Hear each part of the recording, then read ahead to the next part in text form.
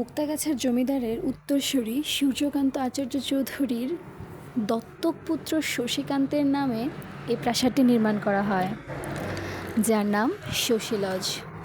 এই জমিদারদের আরও বেশ কিছু প্রাসাদ এবং মন্দির আছে, তার মধ্যে কালিয়াটি প্রাসাদ অন্যতম। বাংলাদেশের নির্মিত প্রাসাদসমূহের মধ্যে বালিয়াটি প্রাসাদ অন্যতম। এই প্রাসাদ মানিকগঞ্জে অবস্থিত। এই জমিদার পরিবারের প্রতিষ্ঠাতা জৈনিক গোবিন্দরাম সাহা। আরও রয়েছে ময়মনসিংহ জেলার মুক্তাগাছা উপজেলার সদরে মুক্তাগাছা জমিদার বাড়ি অবস্থিত। ময়মনসিংহের জমিদারের প্রতিষ্ঠাতা শ্রীকৃষ্ণ আচার্য চৌধুরী, সূর্যকান্ত আচার্য চৌধুরীর পিতা, 1727 সালে আলীবর্দী খাঁর সময়ে এই জমিদারি বন্দোবস্ত পান। 1993 খ্রিস্টাব্দে এই মুক্তাগাছার আটানি জমিদার বাড়ি সহ পার্শ্ববর্তী 4টি মন্দির প্রত্নতত্ত্ব অধিদপ্তর কর্তৃক সংরক্ষিত। তাছাড়া আরও রয়েছে রাজেশ্বরী মন্দির। ময়মনসিংহ জেলার 16 কিলোমিটার পশ্চিমে মুক্তাগাছা সদর উপজেলাধীন মুক্তাগাছা কলেজ রোডস্থ আটানি জমিদার বাড়ির মাঝখানে ব্লকে রাজেশ্বর মন্দির অবস্থিত। মন্দিরটি জমিদার বাড়ির ভেতরে অবস্থিত। তাছাড়া আরও রয়েছে ভূঁইয়া বাড়ি।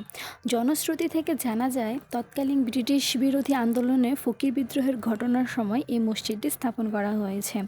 গহীন জঙ্গল পরিষ্কার করে নির্মাণ করা হয়েছিল এই মন্দিরটি। আরও রয়েছে জোড়া মন্দির। ময়মনসিংহ জেলা থেকে 16 কিলোমিটার পশ্চিমে মুক্তাগাছা সদর উপজেলার জোড়া মন্দির অবস্থিত। মন্দিরটি জমিদার বাড়ির সমসাময়িককালে নির্মিত হতে পারে। আরও আছে হররামের মন্দির। ময়মনসিংহ জেলা থেকে 16 কিলোমিটার পশ্চিমে মুক্তাগাছা সদর উপজেলায় এবং আটানি জমিদার বাড়ি থেকে 6 মিটার পূর্বে, অর্থাৎ জমিদার বাড়ি কেন্দ্রীয় প্রবেশপথের বাইরে হরেশ্বর মন্দির অবস্থিত। ময়মনসিংহের বিভিন্ন পর্যটন কেন্দ্র থাকার পরেও এই শশী লজ বা শশীকান্তের যে নির্মাণাধীন মন্দির, প্রাসাদ, এগুলি আমাদের আসলে নজর কেড়ে নেয়। হ্যাঁ, আমরা এই যে বারবার টানে আমাদেরকে। এই রাজবাড়ির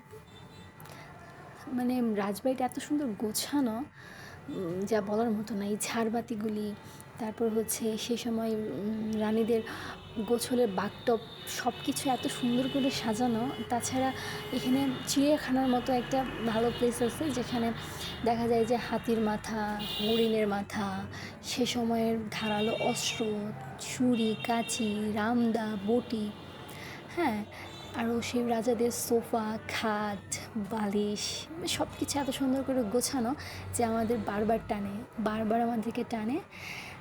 আমরা বারবার ছুটে যাই এগুলো দেখার জন্য। দেখলেও যেন মনে হয় যে না, দেখি, আরও একটু দেখি, আরেকবার আসি, আরেকটু ঘুরে যাই।